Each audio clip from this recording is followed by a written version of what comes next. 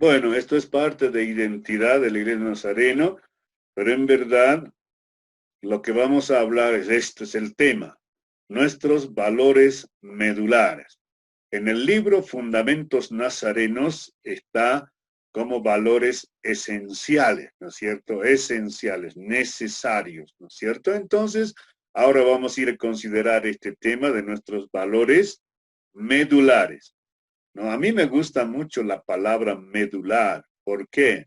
Porque habla de algo muy, muy profundo, parte de nosotros, ¿no es cierto?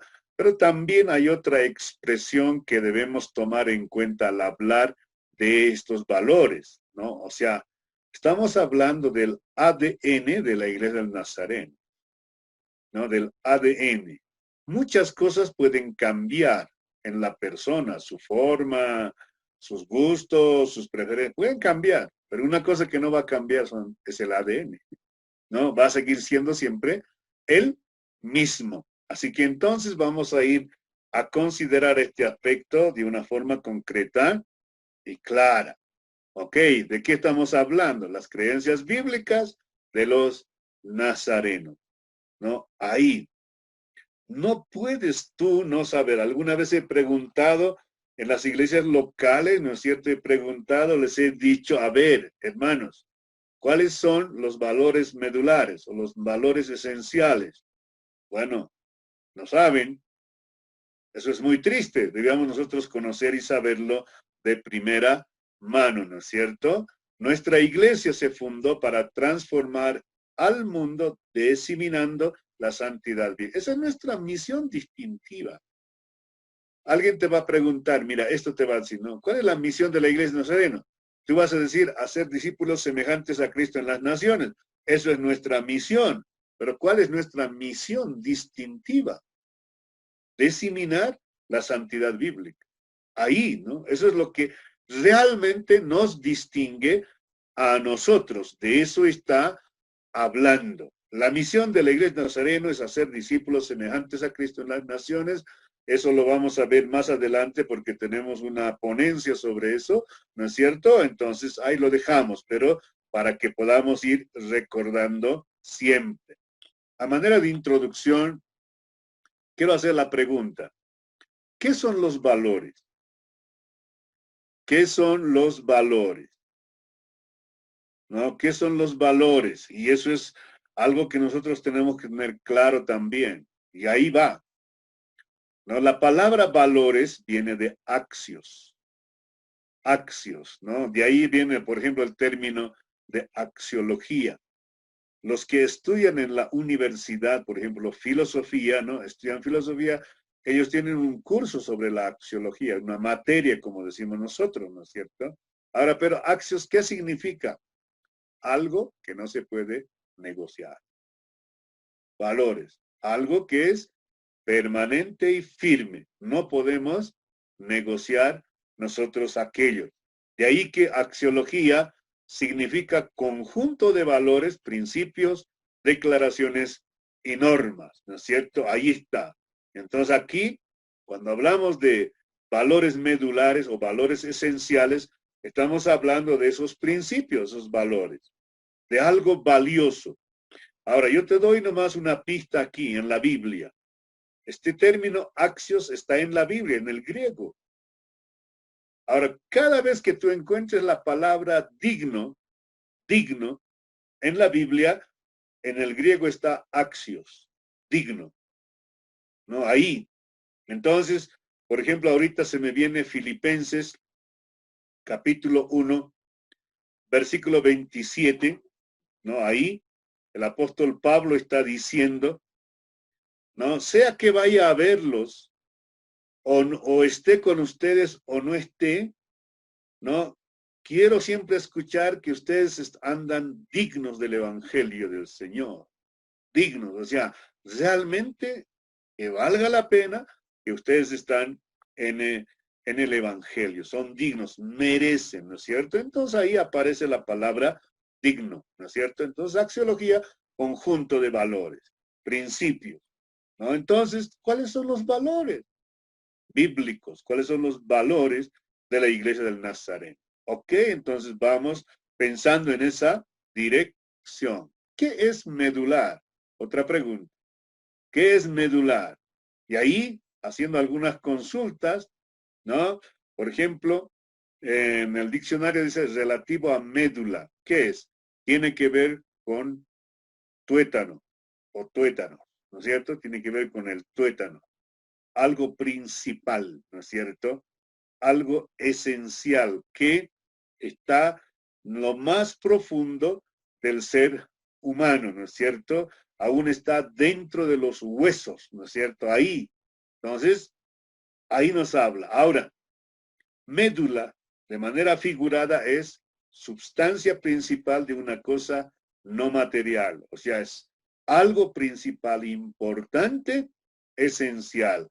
Por lo tanto, lo más importante de una cosa o de un asunto. Estos conceptos vienen del diccionario en español, pero básicamente nos están hablando de lo valioso, de lo importante, de lo insustituible que es, ¿no es cierto? Ahí. Entonces, valores medulares.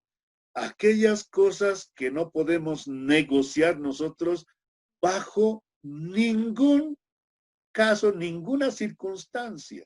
Siempre van a estar y van a ser de una forma permanente eso. Entonces, ahí entramos a nuestros valores medulares o esenciales. ¿Ok? Somos un pueblo cristiano. Claro, somos un pueblo cristiano. No somos una secta, no pertenecemos a alguna otra religión, ¿no? Somos cristianos, un pueblo cristiano. Y ahí podemos ahí revisar lo que dice Juan 1, 12 y 13, estos versículos, ¿no es cierto? A ver, busquen en sus Biblias. Yo creo que tiene a la mano su Biblia, ¿no es cierto? No creo que solo esté agarrado su celular. Yo creo que usted esté en casa, entonces tranquilamente puede tener su Biblia a la mano. Así que entonces vamos a leer este versículo, estos dos versículos que nos dicen de la siguiente manera, no aquí. Bueno, dice la palabra, mas a todos los que le recibieron, a los que creen en su nombre, les dio potestad de ser hechos hijos de Dios, los cuales no son engendrados de sangre, ni de voluntad de carne, ni de voluntad de varón, sino de Dios. Así que entonces, esa es la razón. Somos de Cristo. Hemos recibido a Cristo. Y bueno, hemos creído en Él. Entonces ahora somos hijos de Dios. Y sobre esa base, nosotros somos un pueblo cristiano. Romanos capítulo 10, ¿qué dice? Versículo 9 y 10, ahí, ¿no? Romanos capítulo 10, versículo 9 y 10, dice así, que si confesares, perdón, con tu boca que Jesús es el Señor y creyeres en tu corazón que Dios le levantó de los muertos, serás salvo. Porque con el corazón se cree para justicia, pero con la boca se confiesa para salvación. Listo, ahí. Una de las cosas que también tenemos que nosotros confesar y reconocer es el señorío de Cristo. El señorío de Cristo.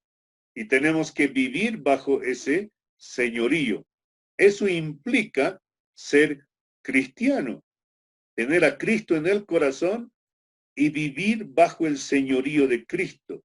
Porque está diciéndonos que si confesar con tu boca que Jesús es el Señor, crees en tu corazón que Él le levantó de los muertos, serás salvo.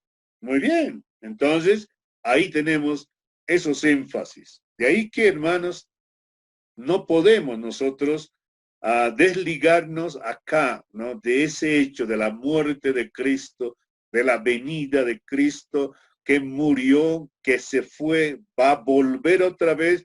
O sea, Jesucristo es la parte esencial, central de nuestra fe. Por eso somos un pueblo cristiano.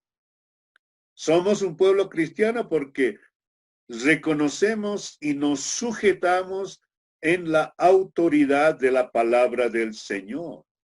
No estamos nosotros dejando de lado, ¿no? Somos gente que reconoce la autoridad de la palabra y la inspiración plenaria de las sagradas escrituras. Nosotros, como dice la declaración de fe, en los artículos de fe, dice, ¿no es cierto? No enseñamos nada que no esté claramente enseñado en la palabra de Dios. Entonces, son los puntos esenciales. Por estas cuestiones, nosotros somos un pueblo cristiano. ¿Ok? Nos unimos a los verdaderos creyentes en la proclamación del señorío de Jesucristo. Una cosa es ser salvo, otra cosa es vivir bajo el señorío de Cristo el Señor. A veces cantamos, pero no siempre se ve, se nota ese señorío de Cristo en algunas vidas. Y eso es a veces muy preocupante. Revelamos la unidad de ese cuerpo. Somos un cuerpo, ¿no? Es una la iglesia. Y somos parte de ese cuerpo que es la iglesia. No somos los únicos. Como decíamos en la primera sesión que tuvimos, ¿no es cierto? Somos una rama del cristianismo en general, ¿no es cierto? Ahí. Tiene que ser la iglesia, ¿no? Santa en cada una de sus partes y en su totalidad. Santa en sus miembros como es su cabeza, claro. Entonces, por eso nuestro enfoque en eso, ¿no? No podemos dejar de lado estas grandes verdades nosotros dentro de la fe cristiana, porque somos cristianos y por eso vamos en esa dirección. Jesucristo es el Señor de las Escrituras. Por esta razón, la iglesia no solo es una santa y universal, sino también apostólica. O sea, vamos en la enseñanza clara que han dejado los apóstoles y los profetas y que están registrados en la palabra del Señor. Entonces, en ese sentido, nuestra autoridad siempre es y será la palabra de Dios, ¿no es cierto? Ahí, nuestra interpretación bíblica, hermanos, debe ser eminentemente contextual. No podemos nosotros interpretar de otro modo la palabra del Señor. No tiene que ser de manera contextual. Cuando digo de manera contextual, es que yo no puedo manejar un versículo solito aislado, sino en relación a lo que está antes y en relación a lo que está después, porque cada versículo se conecta con los versículos que están antes, con los versículos que están después. Y la gran pregunta que yo tengo que hacerme cada vez que leo la palabra es, ¿no? ¿Cómo está esta parte de la Biblia conectado con el resto?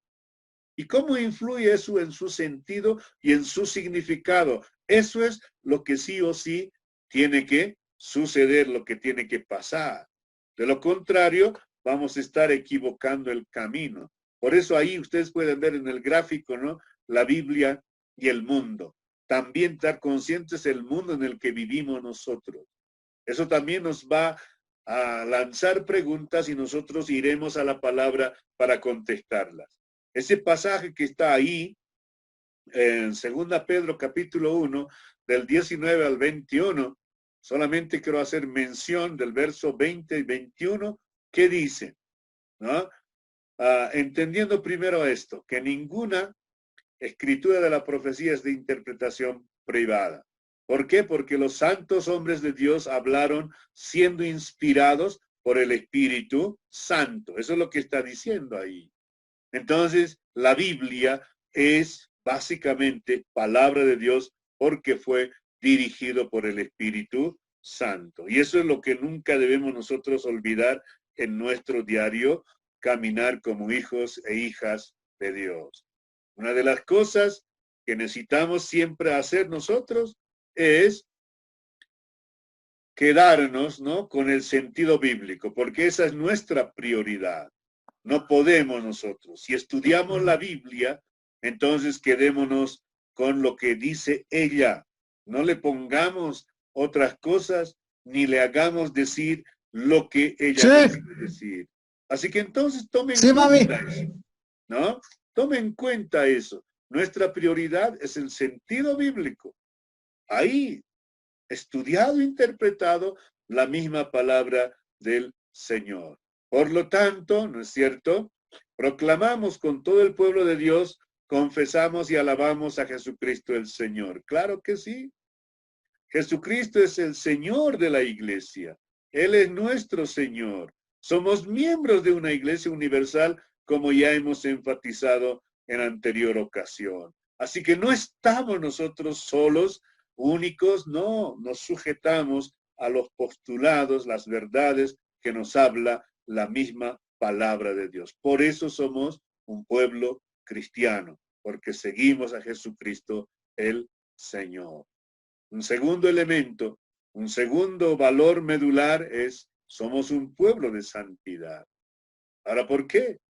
Porque la Biblia demanda, habla claramente de la santidad, comenzando desde el Génesis, terminando en el Apocalipsis, ¿no? Básicamente. Alguien diría, pero ¿en qué parte habla de la santidad? Muy bien, te voy a decir Génesis 1, 26 y 27. Cuando la Biblia está hablando de que el hombre y la mujer han sido creados a imagen y semejanza de Dios, ahí está incluida la santidad. No, no es algo que no hable la palabra del Señor. Y cuando vamos al Apocalipsis, en el último capítulo va a decir, ¿no? El que es santo, santifíquese más. Bueno, entonces ahí tenemos estas verdades. Y aparte de los versículos que ustedes ahí están divisando, ¿no es cierto?, en la diapositiva, que hablan directamente de la santidad, ¿no es cierto? Ahí. La santidad es para todos, mayores, jóvenes, para toda la familia nazarena, para toda la familia cristiana, ¿no es cierto? Y solamente puede haber una vida santa gracias a la obra del Espíritu Santo en nuestras vidas. Cuando hablamos de la santificación, estamos hablando de ser bautizados con el Espíritu Santo, porque solo el bautismo con el Espíritu Santo puede santificarnos y limpiarnos de toda raíz de pecado, ¿no? Del pecado original, ¿no es cierto? Ahí vamos a ser limpios. ¿Y cómo necesitamos hoy en día los nazarenos ser limpios del pecado original? Dios, quien es santo, nos llama a una vida santa. Aún en nuestro logo está la declaración, llamados a santidad. No tenemos otra opción, queridos hermanos. Es más, nadie puede comunicarse con un Dios santo sin ser santo. Entonces, no hay otra manera. El Espíritu Santo efectúa la entera santificación. Y si alguien dice que es lleno del Espíritu Santo, eso implica que ha sido enteramente santificado y por lo tanto su vida tiene que tener ciertos aspectos, ciertas prácticas notorias y que estén siempre en armonía con los frutos del Espíritu Santo. La santidad en las vidas de los creyentes se entiende más claramente como semejanza a Cristo. Este es el gran desafío, el gran reto, queridos hermanos. Este es el gran reto.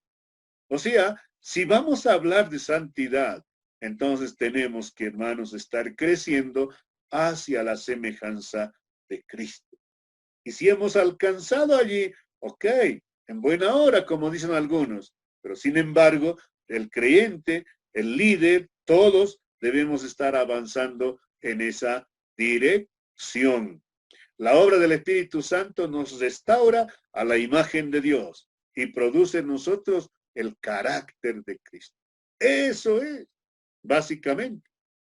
Así que, por favor, no es solo hablar de santidad nada más, sino el carácter de Cristo tiene que estar siendo desarrollado en nuestras vidas. Eso de manera continua, de manera permanente, Cristo el Señor a través del Espíritu Santo va a estar moldeando nuestras vidas y eso tiene que ser notorio, el cambio, la transformación tiene que ser claramente visible. No podemos nosotros, hermanos, simplemente hablar que somos santos o que pertenecemos a una iglesia de santidad. No solamente eso, sino nuestras vidas tienen que reflejar esa santidad. Ahora, ¿cómo? Más, ¿no? Cada vez siendo más semejantes a Cristo el Señor. Cada vez desarrollar un carácter cristiano semejante al de Jesucristo. Ese es nuestro modelo, es nuestra meta y por lo tanto no debemos nosotros dejar de crecer, porque si nosotros dejamos de crecer, ahí estamos en serios problemas entonces, ¿no? Ahí. Por eso, Dios nos llama a ser. Nos hizo para sí mismo y nos formó a su imagen. Ahí dice, ¿no? Que Él es santo y por eso nos llama a la santidad. No podemos, hermanos, esquivar este mensaje. Este mensaje es esencial claramente en toda la palabra del Señor. Ahora, no es que nosotros solo hablamos de santidad. Toda iglesia que toma en serio la palabra de Dios siempre va a estar hablando de la santidad, porque eso es una enseñanza central y esencial. Jesucristo nos reveló al único y santo Dios y nos dejó un modelo de una vida santa de adoración, ¿no es cierto? Este es otro pasaje muy claro, 1 Pedro 1, versículo 13 al 16, pero principalmente el 15 al 16, ¿qué dice? ¿No? Sed vosotros santos en toda vuestra manera de vivir. ¿Por qué? Porque escrito está, sed santos porque yo soy santo. Ahí está la palabra. Y esa verdad viene desde el Antiguo Testamento y no es solo algo que hable el Nuevo Testamento. Así que jóvenes, señoritas, hermanos, hermanas, es ineludible la santidad o el mensaje de santidad y la demanda de santidad que Dios nos pone en su palabra. Creemos que la santidad en la vida de los creyentes es el resultado tanto de una crisis como de un proceso de toda la vida. Ahora, permítanme hacer dos presiones acá. Crisis. En un momento es que Dios te va a santificar completamente. Y cuando está diciendo proceso de toda la vida, es que toda la vida vas a seguir creciendo y vas a seguir siendo perfeccionado en la vida santa, hasta que llegues a ser un santo maduro, ¿no es cierto? Ese es el entendido que tenemos que tener acá de estas afirmaciones. ¿Ok? Tercero, somos un pueblo misional. Somos un pueblo misional. Así que no podemos nosotros quedarnos dentro de nuestras congregaciones. Tenemos que ir. Somos un pueblo misional. Tenemos una misión. Y ahí esos versículos del Evangelio de Juan, por ejemplo, capítulo 17, versículo 18, ¿qué dice? Dice, no, así como me envió el Padre, yo los envío. Eso es lo que está diciendo. Y se repite la misma verdad en el capítulo 20, el versículo 21, ¿no? Así como el Padre me envió, yo os envío. Entonces, ya somos enviados. Tenemos una tarea, tenemos una misión que llevar adelante y espero que al final de nuestras vidas podamos decir como Jesucristo, consumado es, he terminado, he acabado. O como Pablo decir, ¿no? He peleado la buena batalla y he acabado la obra y he guardado la fe. Así que, Señor, me voy tranquilo contigo porque lo que me asignaste lo he cumplido. ¿Cuántos podemos decir eso? Yo no sé. Pero este es el asunto, ¿no? Somos un pueblo misional, así que al mundo. Bueno, Dios quiera que sigamos avanzando y que nosotros sigamos aportando también, porque tenemos que alcanzar al mundo, a las naciones, ¿no es cierto? Esa es la misión, partiendo de nosotros seguir avanzando y bueno, nuestras ciudades. A veces me pregunto yo, ¿no? A veces nosotros somos la iglesia del Nazareno, cierto, pero sumando a todos los cristianos en Bolivia, más o menos llegamos como qué, como 20,000 cristianos en Bolivia, evangélicos, ¿no? Ahí. Entonces, ¿cuánta gente somos nosotros? ¿No? ¿Cuánta gente somos? Entonces, mira, imaginémonos lo que hay todavía por hacer, ¿no? Entonces, no es tarea concluida. No debemos asumir que está terminado. Yo creo que aquí es donde necesitamos un avivamiento muy especial hoy en nuestro tiempo, ¿no? Ahí, Justamente esta mañana miraba un video que me llegó de los primeros cristianos, cómo perseguidos eran, cómo morían por Cristo, cómo eran devorados por los leones solo por ser cristianos. Entonces, pero ahí avanzaba la iglesia y se impactaba con el evangelio al mundo. Pero esa es nuestra tarea. No podemos nosotros dejarlo eso pendiente, ¿no es cierto? Cada generación tiene que ganar. Ahora, esta declaración a mí me encanta, por eso justamente lo puse ahí en toda la diapositiva, ¿no? Porque está resumiendo en qué consiste nuestra misión. Y dice, ¿no? La misión de la iglesia en el mundo comienza en la adoración. A medida que nos reunimos delante de Dios en adoración, cantando, escuchando la lectura de la palabra, la lectura pública de la Biblia, dando nuestros diezmos y ofrendas, orando, escuchando la palabra predicada, bautizando, participando en la cena del Señor, sabemos más claramente lo que significa ser el pueblo de Dios. O sea, todas esas cosas realmente nos hace ver, ¿no?, lo que es ser pueblo del Señor, la iglesia de Jesucristo, el Señor. ¿No es cierto? Entonces ahí vamos. Ahora, hablando de nuestra misión comienza en la adoración. ¿No? Nuestra misión de adoración comienza por ahí.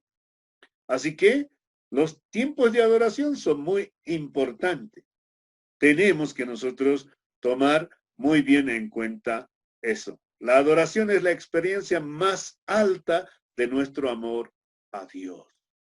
Así que no podemos nosotros descuidar esa parte. Alguien ha dicho que la adoración es la preparación para ir a la misión. Si adoramos bien, vamos a cumplir con nuestra misión. Y si no, entonces quiere decir que nuestra adoración está mal. Qué tremendo desafío esto para nosotros, ¿no es cierto? Somos un pueblo de compasión y de evangelismo. Ambas cosas siempre van a ir juntas. Compasión, el gran mandamiento. Evangelismo, la gran comisión, ¿no es cierto? Porque el gran mandamiento es amarás al Señor tu Dios con todo tu corazón, con toda tu mente, con todas tus fuerzas y a tu prójimo como a ti mismo, ¿no es cierto? Y el gran mandamiento es evangelismo, ir por todo el mundo y predicar el evangelio a toda criatura. Ok, entonces ahí tenemos todos estos retos y desafíos, ¿no es cierto? Así que tenemos que ayudar a la gente y eso es lo que siempre hacemos. El servicio social o el servicio diaconal es parte del evangelio, no es un añadido, no. El evangelio se expresa con acciones buenas y concretas de ayuda al prójimo, pero también es un conocer, un vivir para Cristo al hacer esas acciones buenas. Así que entonces, como pueblo consagrado a Dios, compartimos su amor por los perdidos y su compasión con los pobres y afligidos, ¿no? Ambas cosas es parte de nuestra tarea misional, jóvenes y señoritas. Así que entonces tome en cuenta, ¿no? También nuestra misión de discipulado. El asunto del discipulado es algo esencial, central, que no podemos nosotros dejar de lado, ¿ok? Entonces somos, ¿no? Ahí tenemos que prestarle mucha atención. Jesucristo sí atendía a las multitudes, ¿verdad? Pero también daba un tiempo especial a sus discípulos, a algunas personas, y enseñaba esencialmente, y una de las tareas que desempeñaba era la enseñanza, por eso era más conocido como el maestro, ¿no? O como el rabí en aquel contexto judío de aquel entonces. El discipulado es el medio a través del cual el Espíritu Santo nos lleva gradualmente a la madurez en Cristo. Sin discipulado no hay madurez, queridos hermanos. Si nosotros descuidamos eso, obviamente los cristianos van a crecer, pero van a crecer mal. Por eso es importante. Y lo que ustedes como JNI están haciendo realmente es fundamental y esencial, porque tiene que hacerse y tiene que trabajarse de este modo. El discipulado no está reducido a algunas lecciones, sino el discipulado es de por vida y permanente, incluso debía de ser por niveles. Lamentablemente no tenemos esta situación, pero el discipulado es esencial para que los creyentes, adultos y jóvenes, todos puedan ir creciendo, ¿no?, a la madurez en Cristo Jesús. Ok, entonces somos un pueblo de educación superior. No, somos un pueblo de educación superior. Ese es otro aspecto de nuestra misión, ¿no? Como ustedes pueden ver entonces, mira, nuestra misión comienza en la adoración. Nuestra misión va con compasión y evangelismo. Nuestra misión incluye el discipulado. Nuestra misión incluye la educación superior. Por eso se habla mucho de la educación superior. A nivel pastoral, por ejemplo, hay un programa que se llama Educación de por Vida. O sea, entonces los líderes, los pastores tienen que seguir estudiando. Eso es lo que está diciendo ahí, ¿no es cierto? Entonces necesitamos nosotros tomar en cuenta siempre, tenemos que seguir siendo discípulos en el sentido de que tenemos que seguir aprendiendo, conociendo cada vez, porque siempre hay algo que uno necesita seguir aprendiendo. Eso es muy importante. La educación superior cristiana ocupa un lugar central en la misión de la Iglesia del Nazareno. Claro que sí.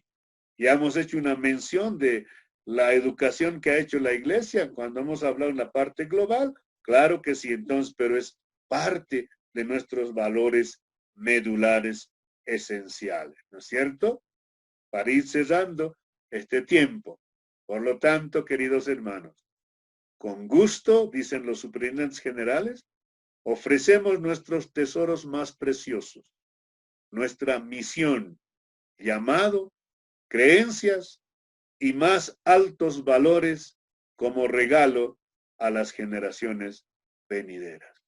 Si nosotros no aprendemos, no sé qué vamos a traspasarles a las futuras generaciones.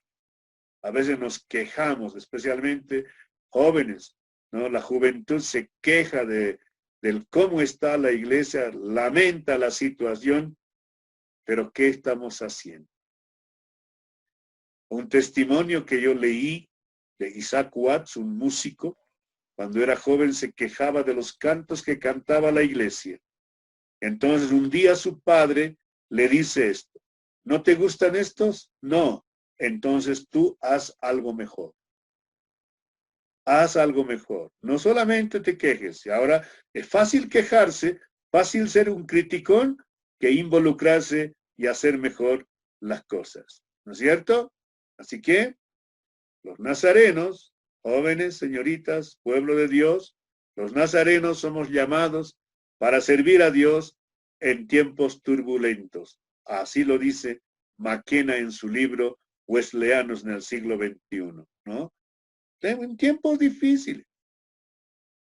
Juan Bresey decía, el sol jamás se pone en la iglesia del Nazareno.